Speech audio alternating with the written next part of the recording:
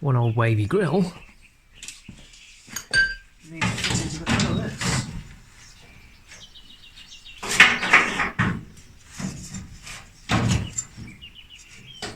Something like that.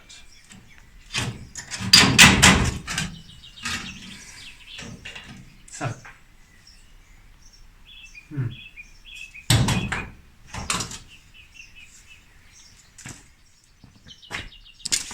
going to restore the Wavey grill. It's not particularly damaged badly. There's a couple of little dings we need to sort out, but nothing major. Polish it all up, and we need to cut out some of the back of it for the alternator. So first thing to do is remove all these rivets on the pieces that get in the way of the alternator, which looks like whatever it was on before was rubbing and ready.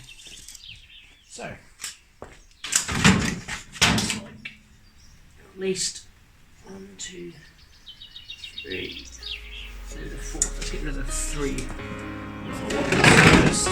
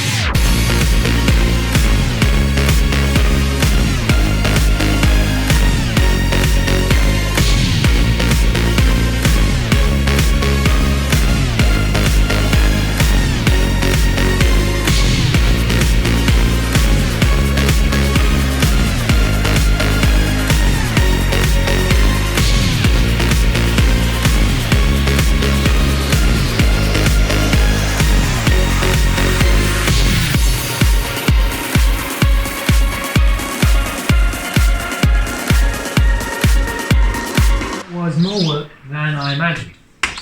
But these chrome bits are brittle, extremely hard, very difficult to cut neatly.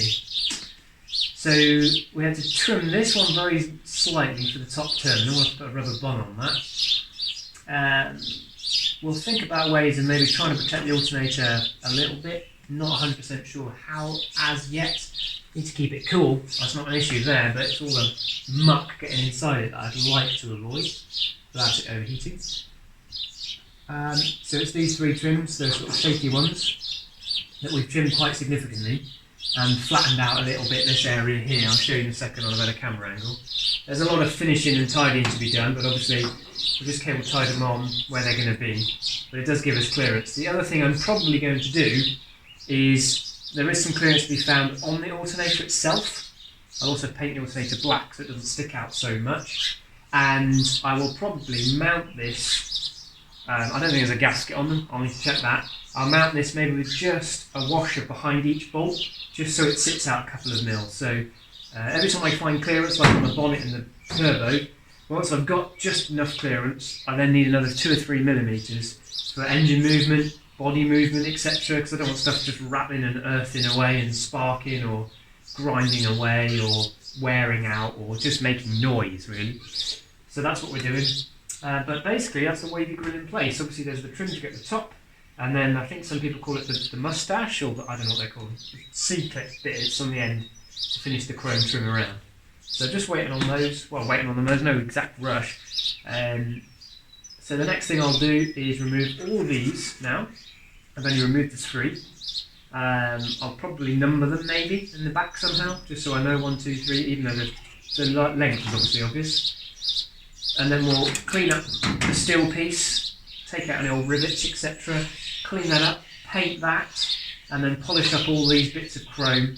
Finish off this area here, file them off really neatly and nicely, rivet it all back on, and then test fit again. So let's do that. Let's take them all off, clean them all up, paint it, rivet it, do what I just said. As I was saying, there is a slight change in the way the curves kind of come out to make clearance, but with it being a wavy grill, it's not exactly obvious. Hopefully the waves kind of take away your eye from that slight adjustment. That was the plan anyway. It also looks cool. I love the wavy grill. Wicked. Right, we're getting there. We're getting there, people. So we'll strip that down properly now, clean it up, and restore it properly.